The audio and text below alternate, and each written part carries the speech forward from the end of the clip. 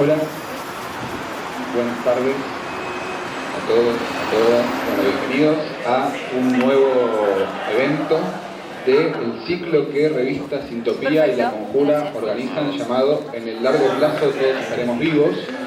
En este caso para celebrar vida y obra de Folkwill, y que hemos titulado de forma quizá amarillista Gelpael versus el Aleph. Hoy me acompañan de izquierda a derecha Daniel Meca, escritor, poeta, organizador o creador, mejor dicho, del Borges Palusa. Sonia Budazzi, escritora, periodista, crítica cultural, hincha independiente. Sí, yo soy hincha de Racing. No, ¿por qué no me avisaste? Ricardo, Lo mismo digo de eso. ¿de qué cuadro sos? Soy simpatizante de Boca. Bien, yo soy de River, así que estamos bien distribuidos. Una representación. Bien, y además nos acompaña Ricardo Strafache, simpatizante de Boca y simpatizante de Folkwill, o hincha de Folkwill. Hincha, muy bien. La propuesta entonces va a ser partir del contrapunto entre Gelpael y el Aleph para luego pasar a otras facetas o ideas sobre la obra de Folkwill. Pero me parece que sería interesante no leer los cuentos completos porque nos tomaría toda la noche, no en el caso del Aleph, pero sí en el caso de Gelpael. Empezar por los primeros párrafos, o por lo menos el primer párrafo de cada uno de los cuentos para entrar en tono. Así que Sonia, ¿te parece empezar por Gelpael? Así invertimos el orden de los acontecimientos y en un gesto quizá un poco provocativo empezamos por la reescritura. Bueno, muy bien. En primer lugar, buenas noches, muchas gracias a todos por estar acá celebrando la literatura, habiendo otras cosas más fáciles para celebrar, y el espacio que sigue generando de discusión y pensamiento el Museo del Libro y la Biblioteca Nacional. Bueno, a vos, Patricio, por tu labor editorial y por también gestionar estos espacios. Bueno, me toma por sorpresa, pero sí, voy a leer la primera parte de Gelpael, el cuento de Folkwill, publicado por Alfaguara, dentro de sus cuentos completos, creo que es la última edición. ¿Leo el primer párrafo? Bien. La pesada mañana de febrero en que Vera Ortiz Berti tuvo esa muerte espectacular que ella misma hubiese elegido al salir de la Torre de Madero, mirando hacia la Plaza San Martín, vi unos peones de mameluco blanco que trabajaban sobre las carteleras que afean la estación Retiro. A la distancia parecían animalitos adiestrados solo para arrancar los viejos carteles de L&M y reemplazarlos por no sé cuál otra marca extranjera de cigarrillos. La idea de cambio me evocó las observaciones que solía hacer el otro y, como él, yo pensé que esa periódica sustitución inauguraba una serie infinita de cambios que volverían a esta ciudad, a este país y al universo entero una cosa distinta que ya nada tendría que ver con ella.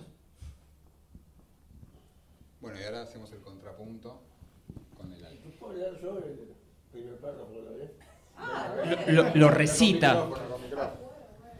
La candente mañana de febrero en la que Beatriz Viterbo murió, después de una imperiosa agonía que no se le bajó en un solo instante al sentimentalismo ni al miedo, noté que las carteleras de la Plaza Constitución habían renovado no sé qué aviso de cigarrillos rubios. El hecho me dolió porque comprendí que el vasto e incesante universo ya se alejaba de ella y este cambio era el primero de una serie infinita. Cambiará el mundo, pero no yo, pensé con melancólica vanidad. Alguna vez mi vana devoción la había exasperado. Muerta, yo podía consagrarme a su memoria, sin esperanza, pero también sin humillación.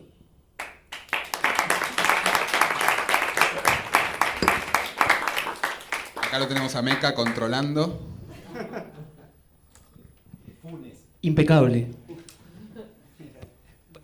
No solo simpatizante de Borges, sino hincha de Borges. Y es casi una obligación.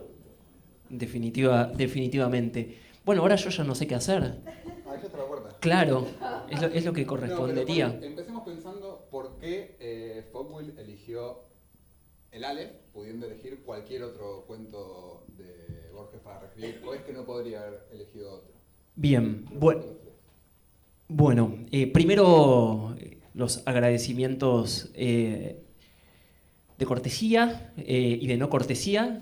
Pato, bueno, Sonia, a pesar de que sea independiente, voy a compartir un espacio con ella, y el gran hincha de Foucault y Borges, que es Ricardo.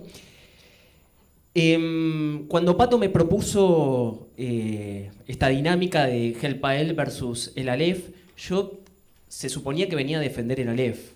Y yo dije, pero yo también creo que quiero defender Helpael, ¿no? Entonces me agarró como una disyuntiva existencial, porque es tan bueno Helpael que naturalmente pone en tensión el Aleph, como todo proceso de reescritura cuando tiene un refinamiento. Algo parecido pasaba con Borges cuando ocurrió lo de Florida y Boedo, ¿no? Que él siempre se lo asoció con Florida, y cuando a él le fueron a preguntar, dice, no, yo quería ser de Boedo. Pero cuando él dice, esto lo organizó la revista Martín Fierro, y cuando él dijo que quería ser de Boedo, no, ya están llenos los cupos de Boedo. Por eso, muchos años después, él dijo, yo era de Floredo, ¿no? Como tratando de hacer un chiste. A la pregunta concreta de por qué Foucault eligió a Borges, podríamos responderlo incluso borgianamente. ¿Por qué Borges elige a Cervantes en Pierre Menard? En esa idea o en ese desplazamiento que hay en la elección, naturalmente hay un homenaje, por supuesto, pero no un homenaje en un sentido celebratorio, o en un sentido casi como Borges de forma crítica hablaba sobre los clásicos, ¿no? Él decía que los clásicos son aquellos libros que se leen con previo fervor y con misteriosa lealtad, ¿no? Con una idea muy crítica. Muchas veces sucede con Borges que se considera que Borges es un gran escritor, y cuando uno pregunta, ¿lo leíste? No, para nada.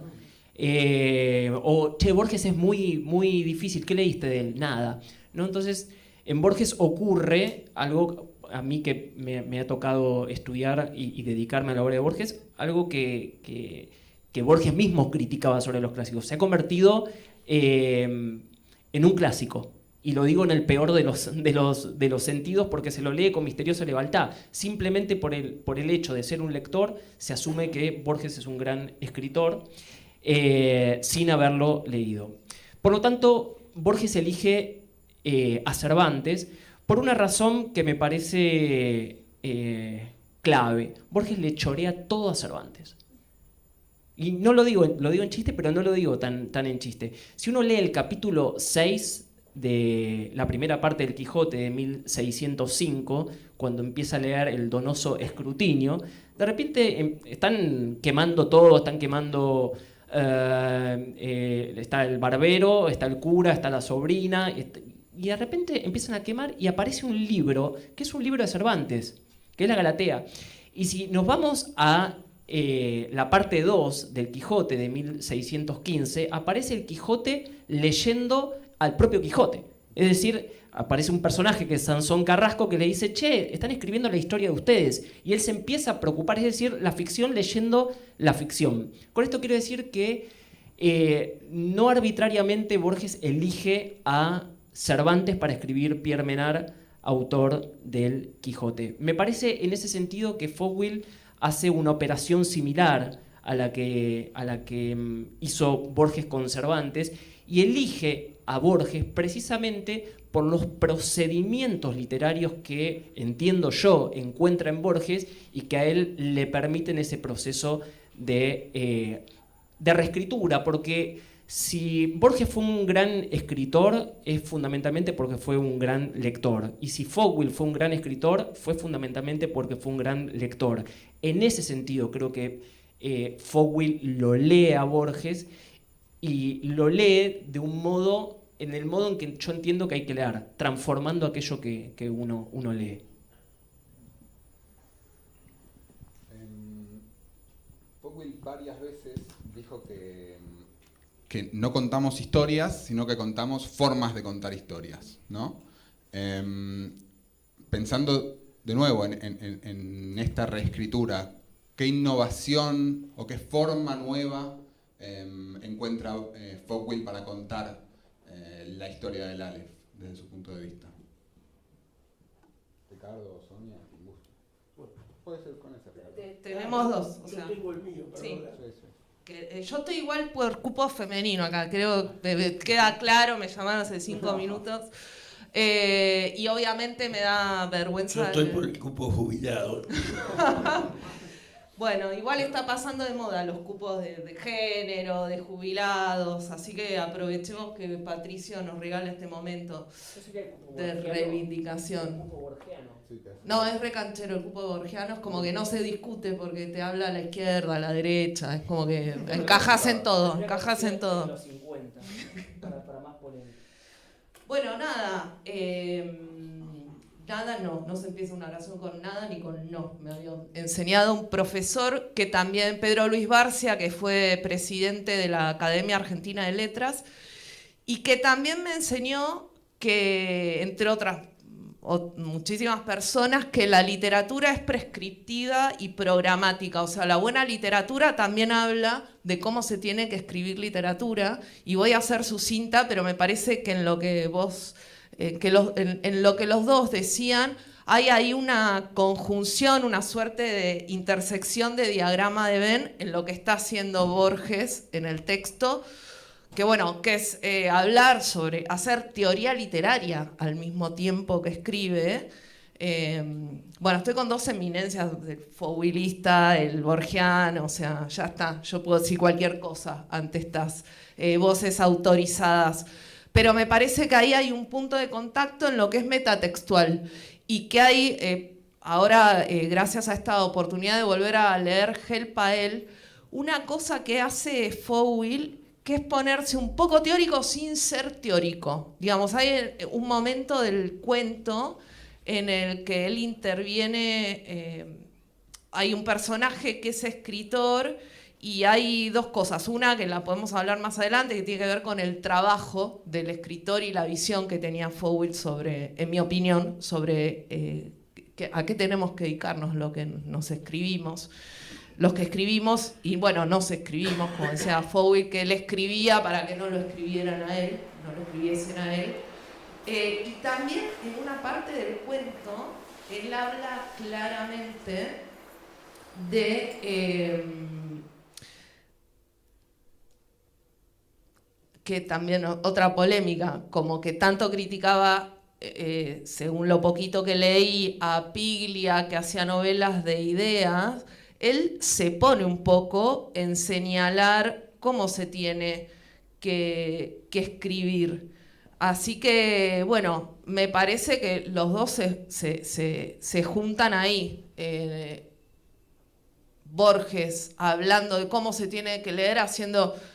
por esto de reescribir el Quijote, que es una intervención literaria y totalmente metatextual. Vos lo dijiste recién, Daniel, como, bueno, están hablando de cómo nos hablan, de cómo están contando nuestras historias. Y bueno, después si quieren les leo un parrafito, lo quiero obviamente dejar que hable Ricardo, y después les leo un ejemplito de esto que me parece que es alucinante porque no queda escindido del cuento. Uno puede fluir en esa historia que él nos está contando, también pensando en cómo la está contando. No sé si me explico. Bueno, yo retomo la pregunta que hizo Patricio. ¿Por qué Fogwill eligió, de entre todos los cuentos de Borges, el Aleph, precisamente? Yo cuando recibí la consigna, el Aleph versus Help a él, los vi así uno frente a otro, como textos espejados, además del anagrama, Y pensé en una cita, quizás la cita más famosa de Borges, que está cuando comienza Tron, que es: los espejos y la cópula son abominables porque multiplican el número de los hombres. Dejo aparte ahora a los hombres y a la multiplicación y me quedo con los espejos y la cópula, y me encuentro estos dos textos espejados cuyo tema principal es la cópula. En ese sentido, una forma que uno puede proponer es que Helpael, por una parte, continúa al Aleph en la medida que es una realización amable, buena, neurótica, de las fantasías malsanas que hay en el Aleph. En este sentido, muerta, yo podía consagrarme a su memoria sin esperanza, pero también sin humillación. Helpael, ese título, más allá del anagrama, un título francamente bilingüe, como diría Daneri, uno puede leerlo textualmente y decir, bueno, Helpael, ¿a quién hay que ayudar? Y yo decía, una continuación amable en la medida que Fowl, el narrador de Fowl, ayuda al narrador de Borges, que se llama Borges en el cuento, a realizar esa fantasía de hacer el amor con una muerta. Que Borges decía, bueno, estando vivas era imposible, muerta yo podía tener esta fantasía tranquilamente. Y en la diferencia grande entre los dos cuentos es que cuando Borges se refiere a la muerte de Beatriz, uno siente que no hay un sentimiento de congoja, sino de alivio. Ya no me va a verduguear más. En cambio, el narrador de Fowl siente verdadera congoja y quiere que Vera esté viva y tiene ese sueño, esa alucinación programada porque toma el jarabe de Vera y se nota mucho amor en el personaje de Fowl, en el narrador de Fowl. Bueno, por ahí pensé. Sí, me parece muy interesante este aspecto de pensar Helpael como una continuación por otros medios, podríamos decir, del Aleph. Yo creo que es así. Creo que hay, en primer lugar, en esa reescritura le agregaría el término desplazamientos. Yo lo que voy encontrando en el texto de Fowl son desplazamientos que va produciendo respecto al texto original. Por ejemplo, en el personaje de Adolfo, que vendría a ser Carlos Argentino Daneri, la idea del envenenamiento, ¿no? Que en un momento el personaje Borges cree que Carlos Argentino Daneri le dio coñac para envenenarlo y meterlo ahí. En un momento dice, Vera nunca más me traicionaría, ¿no? Que es un poco lo que decía también Ricardo, la idea de que muerta Beatriz Viterbo, ya él podría dedicarse sin molestias al amor de ellas. Otro desplazamiento es que Carlos Argentino Daneri escribe poemas a partir del Aleph y Adolfo escribe cuentos, ¿no? Son como pequeños desplazamientos que se van ocurriendo, pero creo que hay un punto en común, que en ambos casos se produce una suerte de erotismo con la imagen, un erotismo con la ficción.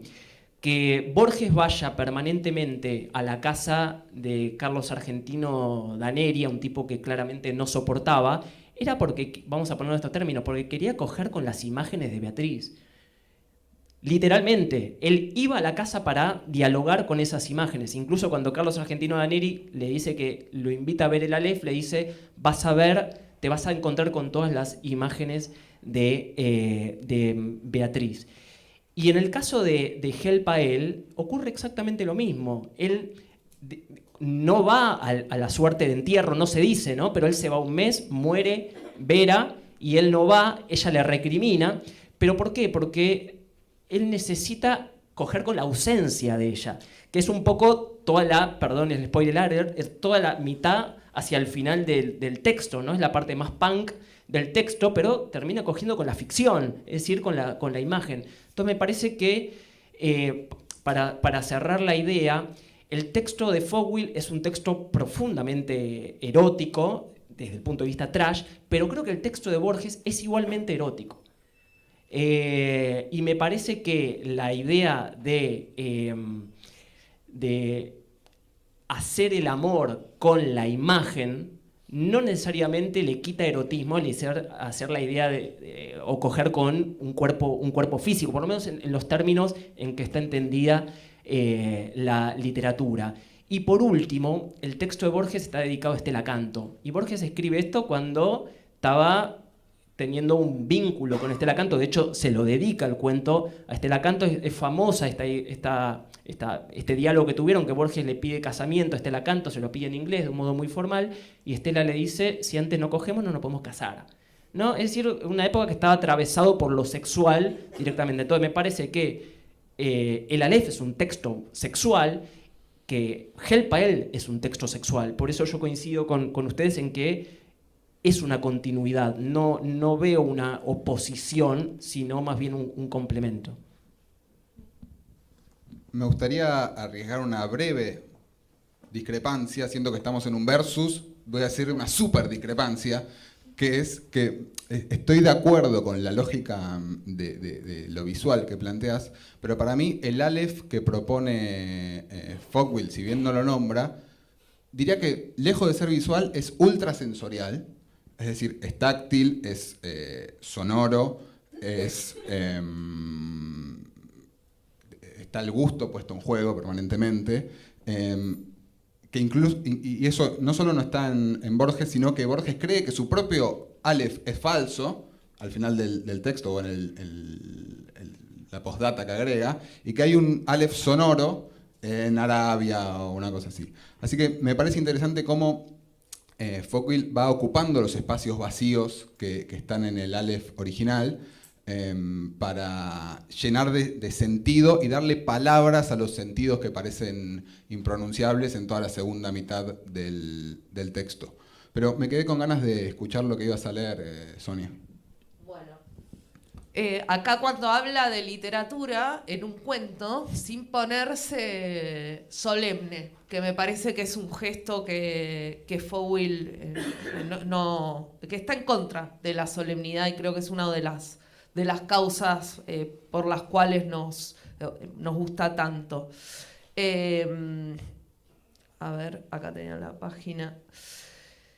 Dice, miré el papel. Esta es una escena donde él ve, se pone a leer un texto de una persona que está ahí visitando, y también hay mucha charla literaria cuando le dice, bueno, te cuento, te voy a mostrar mi libro de cuentos, es de cuentos por no sé qué, digamos, se da todo en una escena como muy cotidiana y muy natural y fluida, donde aparentemente ninguno de los dos pretende impostar nada, sino que están compartiendo eso que es hacer literatura, y no está exento de ironía.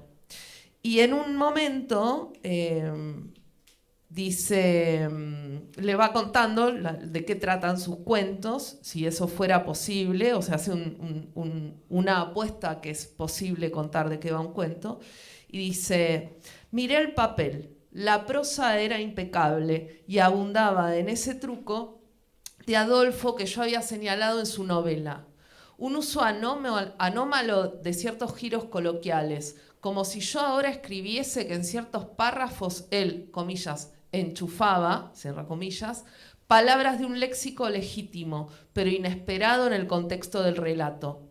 Ese uso irruptivo y exagerado del giro coloquial distorsionaba toda alusión realista, creando un clima de alteración mayor que la improbabilidad de esos componentes del lenguaje llevaría a pensar.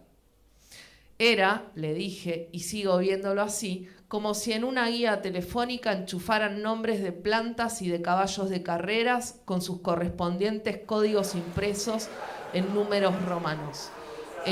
nada, toda esa tensión que hay entre el cierto realismo ingenuo, que en mi opinión Fowell siempre ha criticado, y esta también noción de que el lenguaje genera cosas, pero que también quienes manejan y tienen dominio artístico, talentoso del lenguaje, puede capturar lo que se habla en el lenguaje coloquial. Él solía rescatar sus escuchas en los focus groups, que siempre decía que le decían focos antes, como que los términos focus groups son más nuevos, y a partir de ahí, de ese lenguaje que se generaba, digamos, en la realidad, que es una falsa dicotomía, porque la literatura también es realidad, enfatizar en una realidad que es literaria y es ontológica y es artística. Y me gusta mucho la expresión que usa Ricardo Straface en su libro, no es porque esté acá, lo tenía subrayada de antes, de un realismo que se desrealiza. Bien, voy a retomar algo que dijo Daniel.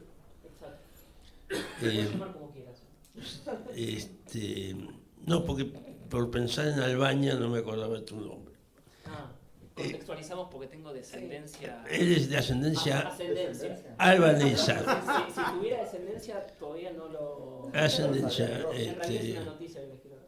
Yo soy el único que conozco y después Dua Lipa. Bien. Con respecto a que puede pensar que lo envenenó el personaje de Borges, yo agrego, no le da exactamente coñac. Él cuando le da la copa le dice, una copita de tu pseudo coñac. Pseudo coñac puede referirse a que el coñac del país que lleva Borges, el coñac argentino, no merece llamarse coñac. Realmente. Pero también puede ser porque estuviera envenenado, sí, sin dudas.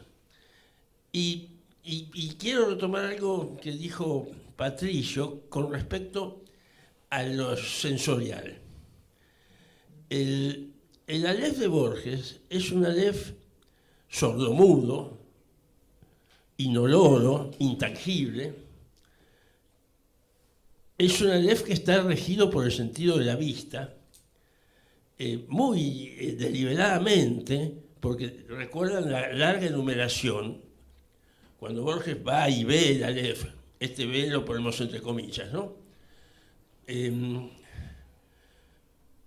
Borges dice, él podría haber puesto el verbo en primera persona, pretérito, vi, y después el extensísimo objeto directo, ¿no? Que es toda la enumeración. Pero no, Borges dice, vi el populoso mar, vi el árbol, vi la tarde, vi las muchedumbres en América, bueno, vi un astrolabio persa, vi una carta en el cajón del escritorio, la letra me hizo temblar, cartas precisas, obscenas, que bueno.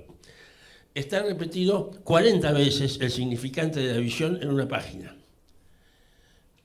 Fowell, en una entrevista con Graciela Esperanza, dijo, yo quise convertir lo visual en táctil. Y entonces describe, por ejemplo, que toca la manta y ve el azul, o escucha la música y la puede recomponer y la puede ver, y después pone mucho acento en que siente una capa de barniz en la boca que por efecto de la música lo amargo se transforma en dulce, en fin. Es como una orgía de los sentidos de todos menos el de la vista. Entonces, en ese sentido podría decirse que hay una refutación sí, una refutación del Aleph que insiste, el Aleph de Borges que insiste en la visión. Ahora bien, la insistencia de Borges en el significante de la visión de algo que se supone que es el Aleph, un punto donde están todos los puntos, no son silenciosos, ni son intangibles, ni... ¿Por qué esa insistencia en el significante de la visión? Uno puede preguntarse.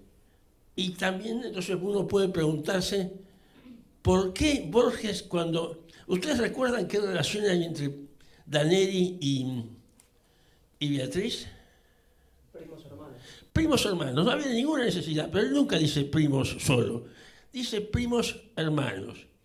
Entonces, necesariamente uno tiene que relacionar el incesto con la visión o la ceguera, ¿no? Edipo mediante.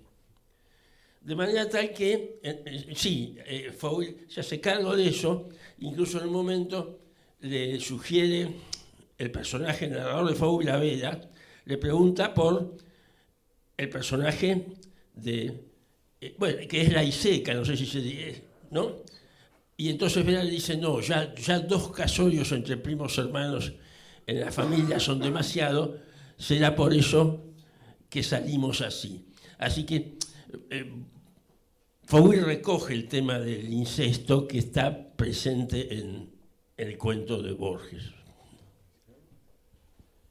No, simplemente iba a acotar que justamente como estaba dedicado a Estela Canto y el gran rumor entre Estela Canto y su hermano Patricio era el incesto, también estaba presente ese rumor del incesto que lo toma Borges y a su vez lo toma Fowl de Borges, de Estela Canto y de Patricio Canto. Entonces se produce una suerte de literatura porque nunca deja de ser un rumor. Y si me permiten también un aporte respecto a esto de lo táctil y lo sonoro, que me parece que hay algo que también se pone en tensión ahí, que es de algún modo la imposibilidad de la palabra. En un momento, y voy a ser más preciso, los límites del lenguaje. Porque uno dice que en Help a él no hay palabra que Fowl no use. Dice de todo, absolutamente de todo. Y sin embargo, por momentos cuando está en ese trip, que de hecho Vera se lo dice, ¿qué trip que te agarraste? Él por momentos no puede hablar o dice algo y esa palabra no termina de ocurrir en lo sonoro o tarda en ocurrir en lo sonoro. Y me parece que... Sí. La palabra que usa es toilette. Sí. Vos estás hablando de lo sonoro y lo escribe no toilette, como lo escribiríamos otros mortales. Lo escribe toilette, o sea, como se pronuncia. Exacto. Y en un momento dice que como no puede hablar, dice estoy muerto y empieza su divagación a ver si está vivo o muerto.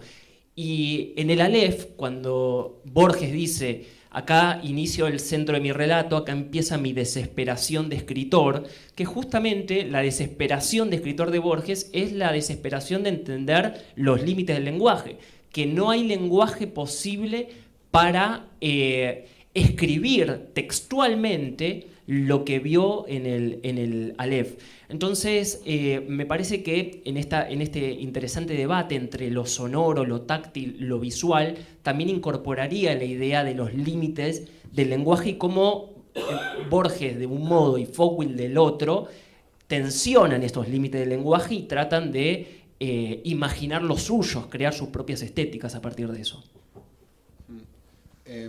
Siguiendo esta lógica que mencionás de que evidentemente Fowl tiene una destreza para usar las palabras que asombra, y vos dijiste, usa todas las palabras. Yo pondría un asterisco que es que se cuida muy bien de tomar las correcciones que el mismo Borges le hace a Deneri cuando hace toda esta adjetivación de la palabra lechal no le parecía lo suficientemente fea.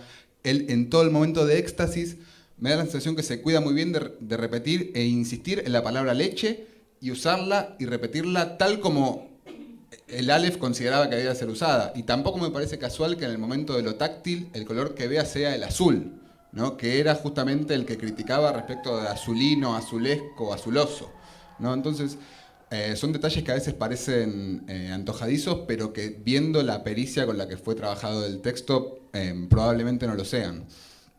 Me interesaba también charlar algo respecto a las reescrituras de Fowl en general, que tiene más de una, según entiendo, Ricardo, ¿no? Sí, bueno, el Help a él está en un libro que de 1985 que se llama Pájaros de la cabeza, que tiene 3 reescrituras, 2 bastante evidentes y declaradas como el Aleph, el Help a él y sobre el arte de la novela toma la novela de Camus, El extranjero, y Camino Campo, lo que sucede gente, algo más bromosamente uno lo puede relacionar con El astillero de Onetti. Después, Memoria de Paso es una reescritura de Orlando y Virginia Woolf. Otra muerte del arte toma El almohadón de plumas de Quiroga, y no me acuerdo si hay alguna otra más.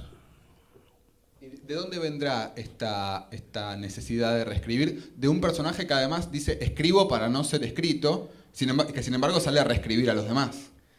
Sí, bueno, en el caso de... Bueno, es un procedimiento, ¿no? Como tantos otros. En el caso de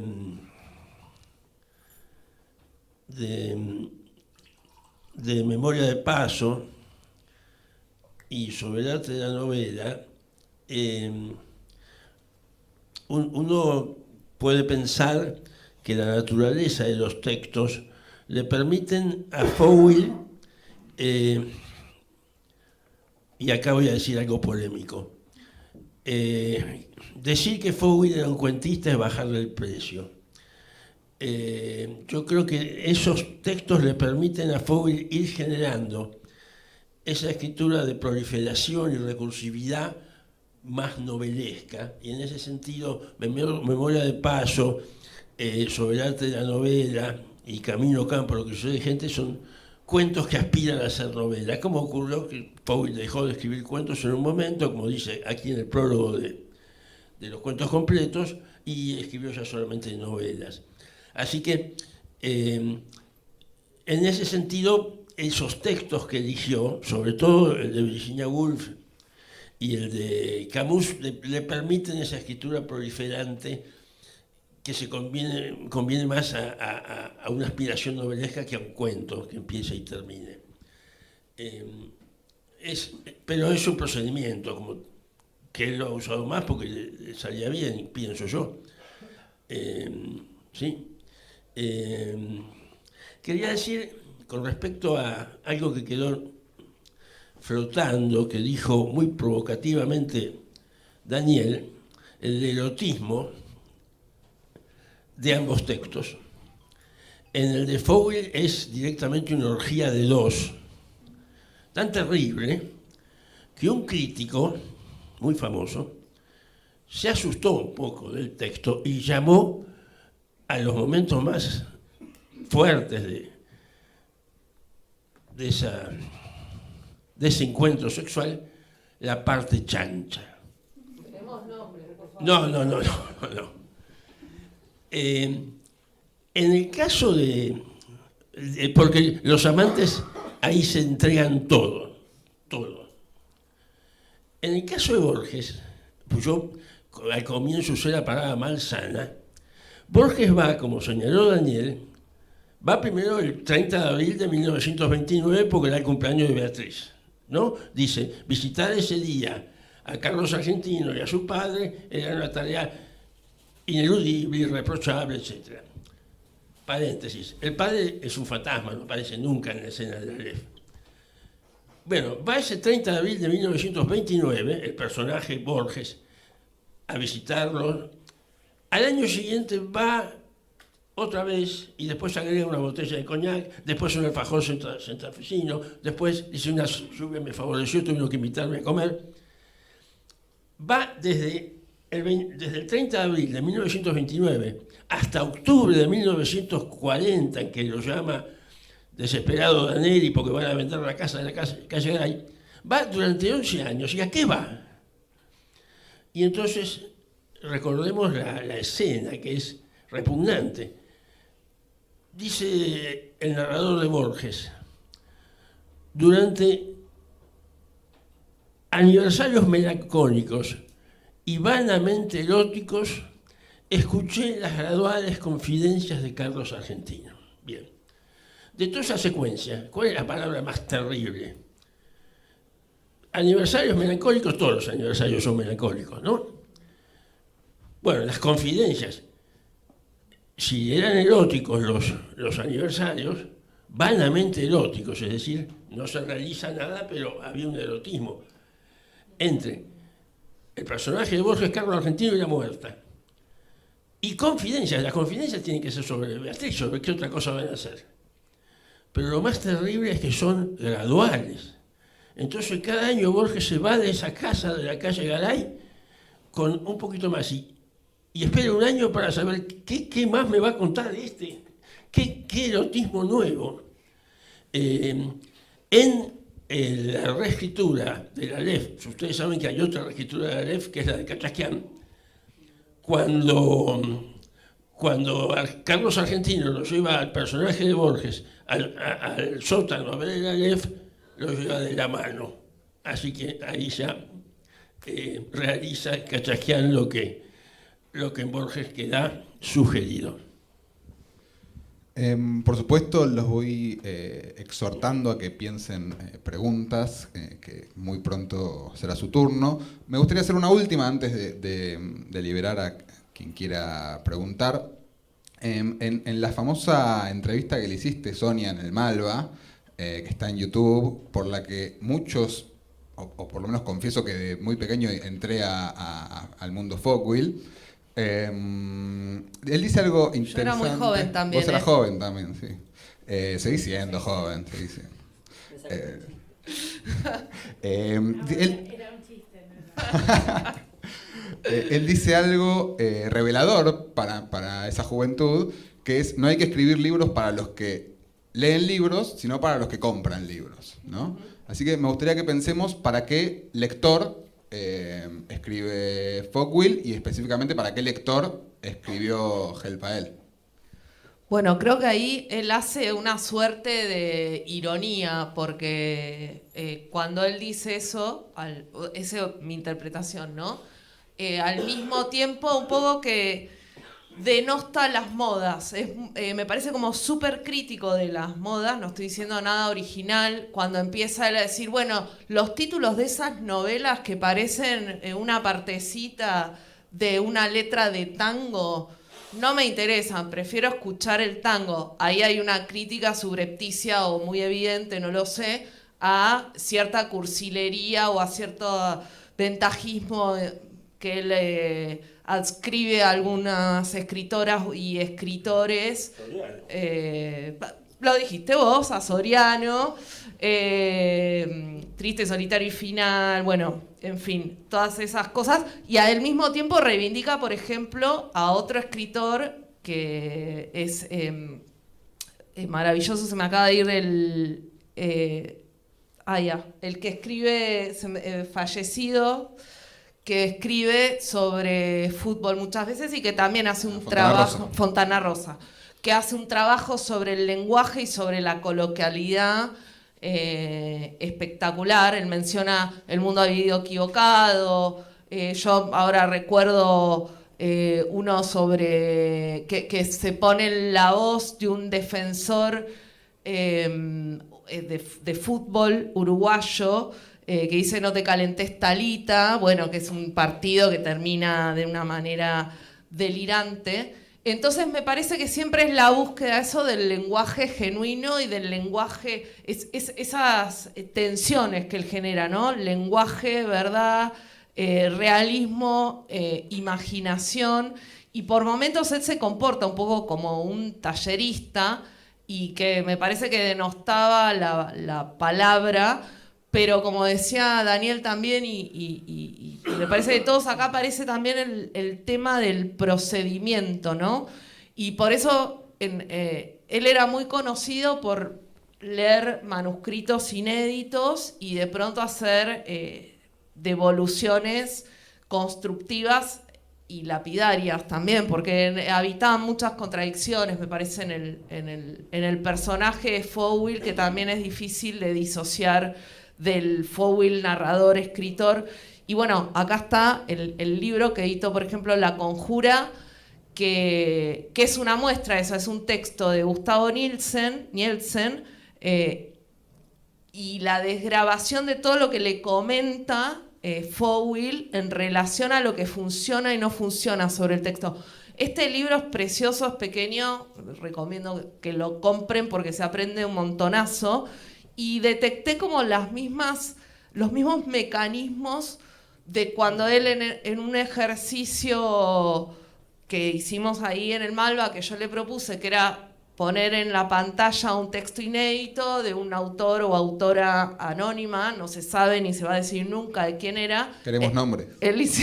No, me voy a copiar de Ricardo, que tiene más legitimidad.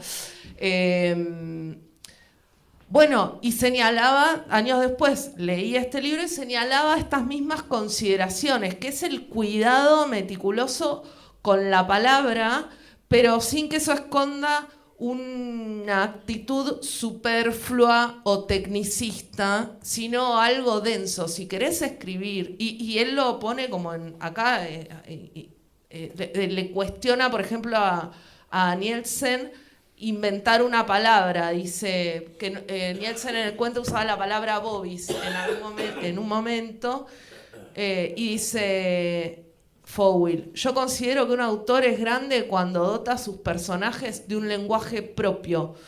Uno puede inventar relatos y no inventar palabras. Eso es lo grande de Cohen, de Marcelo Cohen, el escritor. Inventa un lenguaje. El libro está hablando un lenguaje que tiene las mismas reglas de formación que el que usás vos para fabricar bobis. Le dice esto a Nielsen en ese cuento. Yo sé de dónde sale bobis. A mí me lo decían en Cana. Bobby es vivo invertido. O sea, Fowl está todo el tiempo horadando el sentido último, que no solo es etimológico, sino también es sonoro y que también hace sentido, con perdón de la redundancia, a un referente y a una manera de decir y a una manera de ejercer el poder, ¿no?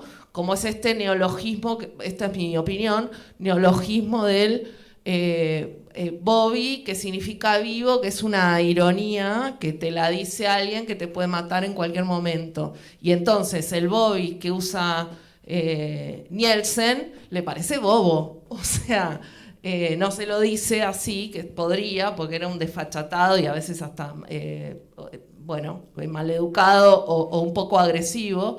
Dice: yo lo inventé, le contesta Nielsen, por bobo, como un cuerpo bobo. Y Fowl, me estoy saltando una parte, dice: seguramente no va a aprender, nadie va a llamar a los muertos bobis, pero no importa, quedó ahí. Las palabras de Quijote, que también la traigo esta cita porque empezamos por ahí, refiriéndonos a Borges, son inventadas por Cervantes y no lo sabe nunca nadie, pero algunas de esas por ahí quedaron. Cuando el tipo inventa una palabra, que lo hace muy bien Cohen, lo vuelvo a mencionar, cuando inventa una palabra te pone en evidencia la creatividad, ¿entendés? El arte. Bueno, no me quiero extender. Y espero haber respondido tu pregunta. Un aporte a lo que decía Sonia que me parece genial. Hell Pael me parece un texto hablando de este procedimiento de Fowl en el trabajo de otros, pero también en el trabajo sobre sí mismo, de lo sonoro. Es un texto para leer en voz alta. Incluso en lo caudaloso que es, sigue funcionando bien en voz alta. Y hay la parte de la prosa de Fowl es muy poética, aún en sus irreverencias mayores. Hay una frase que me gusta mucho que dice: abrazar una fe es traicionar una fidelidad que nos abraza sin conocerla. Que un poco creo que Fowl está haciendo eso con Borges de algún modo, ¿no? Está traicionando esa fe que de algún modo lo está abrazando. Traicionar en el sentido de la relectura. Entonces quería destacar esto que decía Sonia, que no es lo mismo escribir algo que leerlo. Leerlo te da otra perspectiva de aquello que uno escribe. Y respecto a lo que decía Ricardo de las reescrituras, quería aportar dos cosas. La primera, que a mí me sobrevolaba, y seguramente Ricardo me va a poder corregir, porque es un estudioso del tema, es Osvaldo Lamborghini con el Fjord, ¿no? Cuando leía Hell Pael estaba leyendo el Fjord permanentemente, ¿no? Estaba ese espíritu ahí. Pero también, siguiendo con los Lamborghini, estaba leyendo a Leónidas, que tiene un libro que es maravilloso, que es de reescrituras, que Leónidas agarra, por ejemplo, el himno nacional y lo reescribe de una manera extraordinaria. Es decir, agarra textos, agarra Martín Fierro, lo reescribe. Entonces quería traerlo a los Lamborghini, a ambos, con el Fiordi y con la reescritura, porque me parece que, además de recomendar sus lecturas, creo que están sobrevolando de alguna manera. Perdón la... Sí, Fowell era muy lector de Leónidas, más que de Osvaldo. Los editó a los dos, pero era muy admirador de Leónidas, sí. Mientras yo aprovecho a leer una cita, porque también esa cosa Fowell de subvertir la realidad subvirtiendo el lenguaje, que hay un diálogo en Help a él que dice: si usted lo mira bien, la guerra es la única muerte natural para el hombre. Nada, te lo desliza así, la guerra es una muerte natural. Bueno, sí, ¿qué tal? Una pregunta, justo conectándolo con esto que decía Daniel recién del lenguaje poético. Para mí, quería saber qué opinan del Fowell poeta, porque entiendo que Fowell nunca dejó de escribir poesía, pero mismo en esto, que es narrativa obviamente, hay grandes pasajes poéticos, y él siempre publicó y siempre le dio, a mi entender, mucha importancia a la poesía, paralelamente con sus novelas y sus cuentos, y quería saber qué pensaban de Fowell poeta dentro de la narrativa de él. El último libro de poemas de Fowell, el último publicado, porque hay uno que se publicó póstumamente, se llama Últimos Movimientos, y es un título extraordinario y muestra un poco que Fowell estaba en varios lugares al mismo tiempo. Porque unos últimos movimientos puede pensar en un resumen de una cuenta bancaria, que era uno de los aspectos donde estaba Fowell. Puede pensar en la parte final de una composición musical, que también era algo muy propio de Fowell. Pero puede pensar también en la agonía de alguien que se está muriendo. Entonces, yo creo que Fowell era un poeta extraordinario y al mismo tiempo, en la poesía, se puede percibir que era muy tímido y muy pudoroso. Pongo un ejemplo. El poema famoso, alguno me podrá decir muy gitero, llamado Por los malos poetas.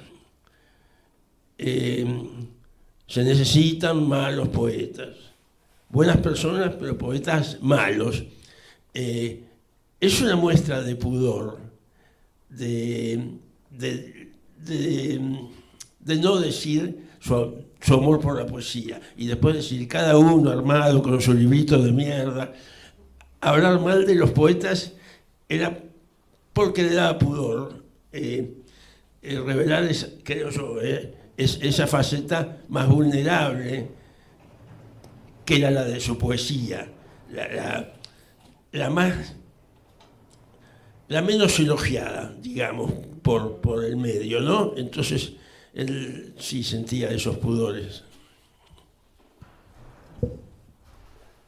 Me gustaría agregar algo breve en relación a tu pregunta, que me parece que es como la materialización de los buenos escritores que no conciben en sus fueros íntimos y profesionales, que sería una palabra que él detestaría,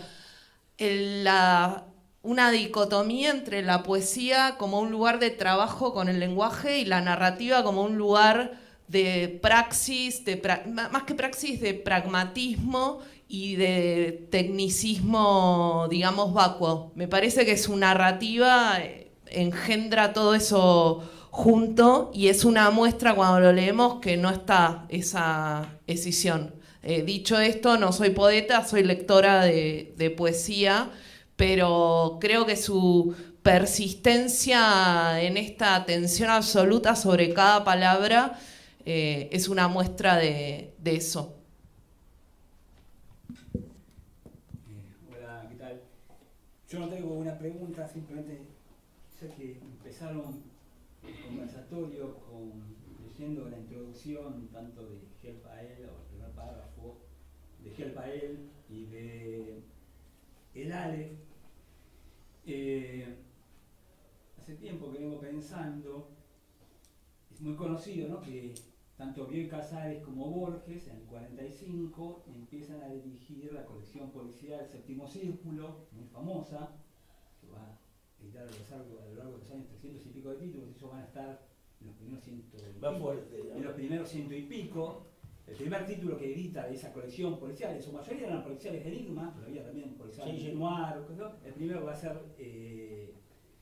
La bestia debe morir, de Nicholas Blake. El número 7, en el año 45, va a ser la novela policial Laura, de Vera Caspary. Esa novela se editó originalmente en el 43, en 1943, y ellos la editan traducida en el 45. Otto Preminger la hace en el 44, la lleva al cine, era muy conocida. Y obviamente sabemos que Borges y Bioy la leyeron porque la editaron. Esto viene a cuento porque, así como estos dos comienzos, hay algo que es una hipótesis muy chiquitita, que el comienzo de Vera Caspary, de Laura, hay una cadencia que remite mucho a estos dos primeros. Obviamente el de Fowell es evidente que es la cadencia y todo, y el arreglo está en el Aleph. Pero les voy a leer el comienzo de Laura, de Vera Caspary. Sí, Les leo el comienzo por ahí no la comparten y me tiran tomates. Dice: la ciudad estaba tranquila aquel domingo por la mañana. Los millones de neoyorquinos que por necesidad o preferencia se quedaban en la ciudad durante los fines de semana estivales estaban sumidos en una gran lasitud debido a la humedad reinante. Una espesa bruma que tenía el olor y producía la sensación del agua en la que se hubieran lavado muchos vasos de soda envolvía la isla. Me parecía que, entre todos esos millones de seres, tan solo yo, Waldo Lydecker, estaba pluma en mano trabajando. La jornada anterior, llena de sobresaltos y emociones, me había hecho olvidar todos los pesares. Ahora, después de recuperar fuerzas, me disponía a escribir el epitafio de Laura. Mi dolor por su muerte repentina y violenta hallaba alivio al considerar que si mi amiga hubiese vivido hasta una edad muy avanzada, quizá hubiera caído en el olvido, mientras que la violencia de su muerte y el talento de su administrador le brindaban una excelente ocasión de lograr la inmortalidad. Sí. Hay, ¿no? Sí, sí, hay sí. una carencia, hay algún clima que, digamos, que parece Sí, muy bueno. que Borges, no lo vi muy citado esto, No, nunca. está muy bien, sí. Ese comienzo podemos establecer como una precuela o una cadena de eslabones entre Laura, el Aleph y Gel Pael posteriormente, y sumarle después Castrakian con el Aleph engordado en ese tipo de comienzo. ¿Alguien más? Sí, tiene ese clima sintáctico, inclusive. Sí. Tengo una consulta. Vos, Ricardo, la entrevista que te hizo Daniel Meca para el Borges Palooza, no sé si recuerdas, hace unos años atrás, mencionabas a Fowell dentro de una cadena de escritores que surgieron por ahí en los años 80, César Aira, lo tenés a Lamborghini, etcétera, como escritores post-borgianos. Y decías que eran post-borgianos no por hacerle crítica a Borges o como con una mirada negativa, sino que escribían a partir de Borges. Yo no sé qué, por ahí los familiares de Fowell o vos, que estudiaste mucho su obra, qué vínculo tenía Fowell con Borges. Admiración supongo que habrá tenido, pero hay personas que leen en Gel Pael, por ejemplo, veían en internet, hay gente que lo ve como una parodia o como una burla a la solemnidad borgiana. No sé de qué forma ven ustedes que es Gel Pael, fuera de lo lúdico y la humorada que es, en qué zona está, digamos. Fowell admiraba a Borges como cualquier persona sensata y lo admiraba mucho. Es más, en el comienzo... ¿Cómo? No, decime. Una envidia capaz también, ¿no? Como una No sé. No una envidia como sentir que no podría lograr ese lugar, sino como una envidia de su fama, su reconocimiento. Mira, al comienzo, en un cuento que se llama Fuentes, que está en música japonesa, y no hay ningún personaje que se llame Fuentes, ni tampoco hay fuentes con agua. El narrador dice: estoy entre dos fuegos, y esos dos fuegos son Borges y Cortázar. Y entonces, porque sí, en esos primeros cuentos en algunos se percibe, y en estos que editó ahora en Memoria Romana Bratirrío, que son cuentos entre el año 73 y 77, se perciben esas dos influencias. Y Fowell ahí en ese cuento Fuentes quiere parecerse a Borges, no a Cortázar. Pero no, yo no veo un sentimiento de envidia, no. Porque además Fowell tenía una alta opinión de sí mismo. No se consideraba inferior a nadie, creo yo, aunque lo decía todo el tiempo. Era muy competitivo igual. ¿Cómo? Era ultra competitivo igual. ¿No te escuchó ella? Muy competitivo. Sí, pero por otra parte, ¿quién podía competir con Fowell en una conversación? Sí, no, pero él, volviendo a lo que decís, como todo escritor bueno tenía que ser borgiano. Solamente era anti-Borges Piglia, y así le fue. No, claro, sí. Creo que vuelvo al inicio cuando hablábamos de Cervantes y de Pierre Menard, porque alguien podría decir que Pierre Menard, autor del Quijote, eventualmente podría ser una descalificación que hace Borges de Cervantes burlándose del Quijote.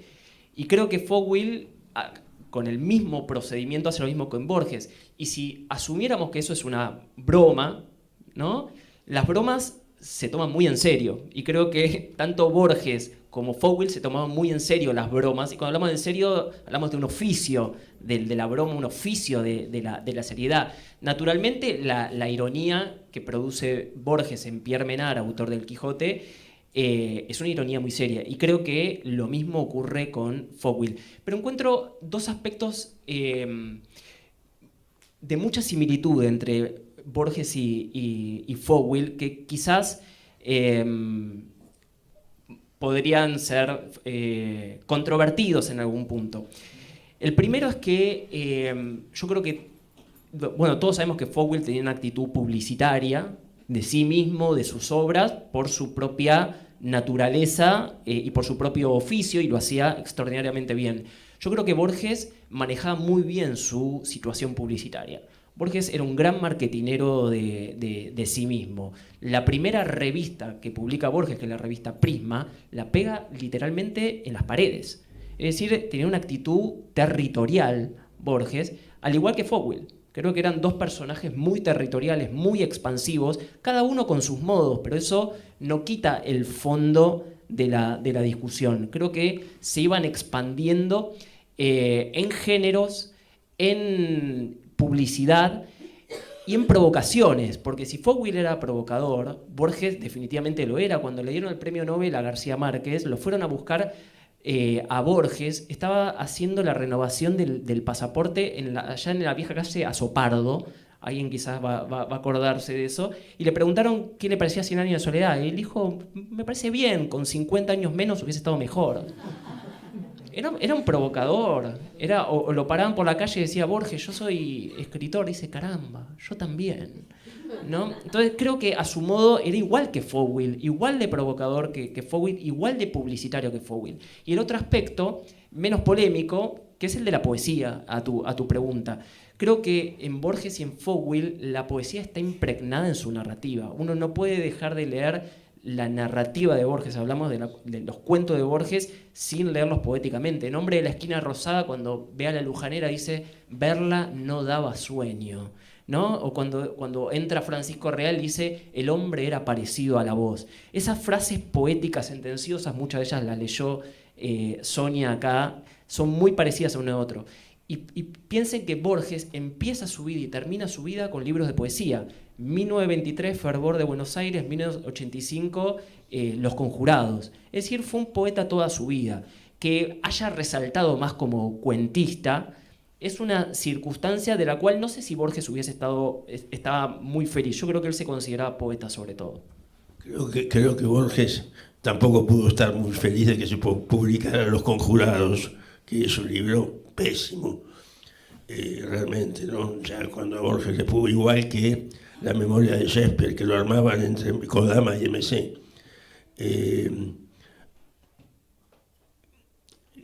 Con respecto a las similitudes de Borges y Fowell, algo que vos mencionaste es que tanto la anécdota Borges como la anécdota Fowell se convirtieron en un género. Cualquiera de nosotros podría inventar una anécdota con Borges o una anécdota con Fowell porque tienen sus reglas, sí, son un género. Esa que vos contaste de soy escritor, yo también, sí, le ha ocurrido a mucha gente o no le ocurrió a nadie, pero ya se conoce, ¿sí? O cuando le dicen, maestro, estoy leyendo todos sus libros, y él dice, bueno, ¿qué pasa? ¿Terminó con todos los buenos? Ese tipo de cosas. Bueno, y Fowell también hay tantas anécdotas, todo el mundo tiene una anécdota con Fowell.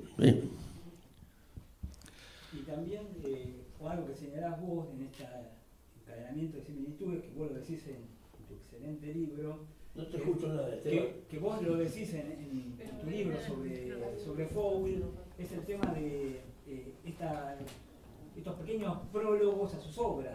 Ah, claro. Digamos, donde que Fowell también... Sí, esto es... Pistas falsas. Por ejemplo, el prólogo a Nuestro modo de vida, donde habla sobre César Gael. Sí, esto está muy bien, porque Fowell consideraba que el autor era dueño de todo el libro, de la tapa, de la contratapa, de las solapas.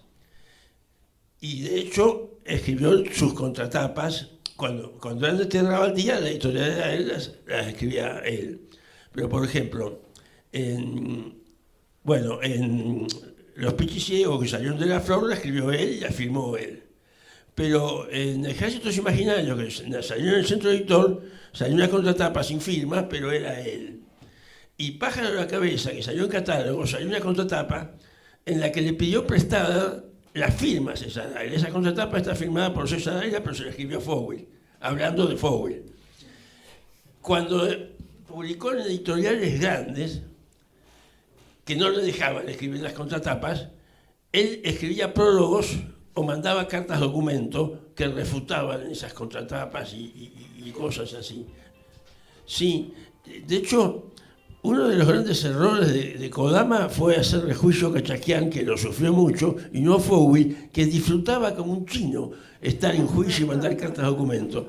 Tuvo un juicio por vivir afuera, por la experiencia sensible, por Muchacha Punk y por algún otro. Le encantaba, sí. Pero lo importante es eso, que para él el autor era dueño de todo el libro. Y cuando no le dejaron escribir las contratapas, empezó a escribir esos prólogos de las novelas, ¿no? El de Nuestro modo de vida, pero también la experiencia sensible en otro orden de cosas, urbana, sí. Bueno, siendo que estamos en un versus, y ya llegando al final, y los voy a invitar ahora a subir y a brindar con unos vinos, me gustaría primero agradecer al museo por recibirnos, agradecer a la familia de Fowell por acompañarnos también, agradecer a Daniel, a Sonia, a Ricardo por participar, pero les decía, siendo que estamos en un versus y sabiendo que Fowell era tan competitivo, me parece que se impone necesariamente una votación. Pero más que a mano alzada, me parece que podemos hacer un aplausómetro. Un aplausómetro primero para uno y después para otro e irnos con ese aplauso a brindar arriba. Se puede hacer lo que quiera, pero consideren que cada mínimo sonido, cada mínimo gesto será computado en la cuenta final. ¿Vino el escribano? Vino el escribano y tenemos un abogado también por las dudas. ¿Puedo hacer una postilla? ¿Para quién vas a jugar? Quería proponer a Pierre Menard también, como parte de... Eso es otra idea. Bueno, les voy a pedir entonces un aplauso para el Aleph primero.